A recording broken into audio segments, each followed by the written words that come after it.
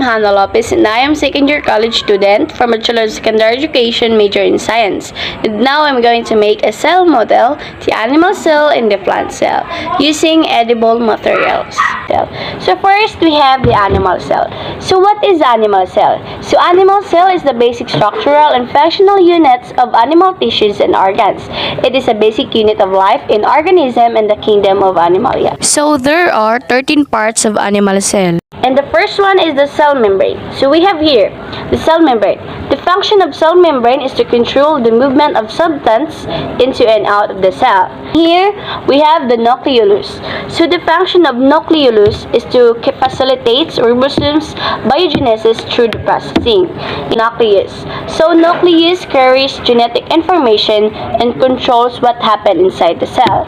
In here we have the cytoplasm. Here it is the cytoplasm. So the cytoplasm it is really like substance where chemical reactions happen. And we have the vacuole there. So the function of vacuole is to maintain shape and store water, food, waste, and etc. In here we have the endoplasmic reticulum. So these are the endoplasmic reticulum, but there are two types of endoplasmic reticulum. First we have the smooth and the rough. So the function of the smooth endoplasmic reticulum is to synthesize lipids, phospholipids as in plasma membrane and steroids. And we have here the rough endoplasmic reticulum. So the function of this is to produce proteins for the rest of the cell of function. In here we have the ribosomes. Here, these are the ribosomes. So the function of ribosomes are the sites of protein synthesis. And we have here the Golgi body. This one is the Golgi body. So the function of this is to manufacturing, storing, and packing and transporting the particles throughout the cell. And this is the mitochondrion. These are the mitochondrion. So the function of mitochondrion is to convert energy and stores in food.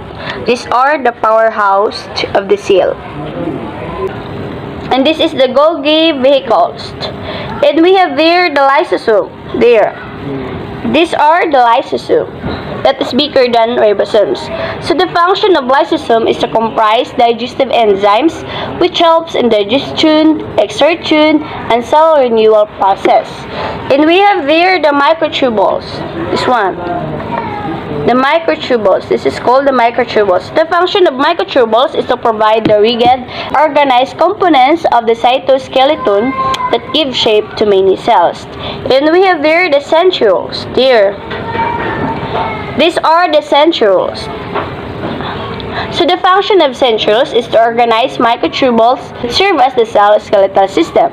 And for the last one, we have the pinocytic vesicles.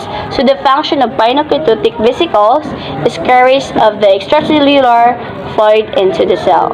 So that's all. That would be all for the animal cell. So here we have the plant cell. So first, what is plant cell? So plant cell is the basic structural and functional units of plant tissues and organs. It is the basic unit of life in organism in the kingdom of plantae. So it has 15 parts. So first we have the cell wall. So cell wall, it makes the cell stiff and providing the cell with mechanical support and giving it protection. And here we have the cell membrane. So cell membrane, this is a protective layer that surrounds our cell and it separates it from its external environment. And here we have the cytoplasm.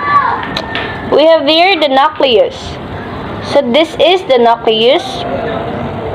It's called the control center. And this is the nucleolus. And we have there, these are the ribosomes. So the function of ribosome is to produce proteins. And we have there endoplasmic reticulum. So endoplasmic reticulum has two parts. This is the smooth and the rough. And here we have the Golgi body or the Golgi apparatus. The function of Golgi body is to prepare proteins to export from the cell. And these are the Golgi vehicles. This one. This is the Golgi vehicles. In here, we have the lysosome. So these are the lysosome. And this is the vacuole. So it is called the vacuole. So the function of vacuole is store toxic waste and as well as useful products such as water. In here, this is called the Druce crystal. So the function of Druce crystal, it is called the calcium control. And this is the Rawhide crystal. So the function of this is repelling animals away from plants. So that would be all for the plant cell.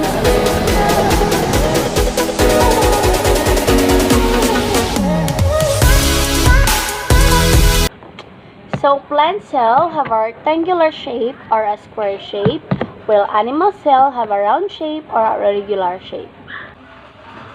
Basically, plant cell and animal cell are both eukaryotic cell. So plant cell have a cell wall and a cell membrane, while animal cell have only cell membrane but don't have a cell wall. So plant cell have a Druce crystal. This is a Druce crystal, and this is the Rawhide crystal. While animal cell don't have. So plant cell have a chloroplast, but animal cell don't have. So the rest, they have both, like the endoplasmic reticulum, the smooth and the rough, they have both that. And also they have the Golgi body or the apparatus, they have also the Golgi vehicles, they have a ribosomes and the lysosome, they have a vacuole, nucleus, nucleolus, and they have also the mitochondrion. So that would be all for the similarities and differences of plant cell and animal cell.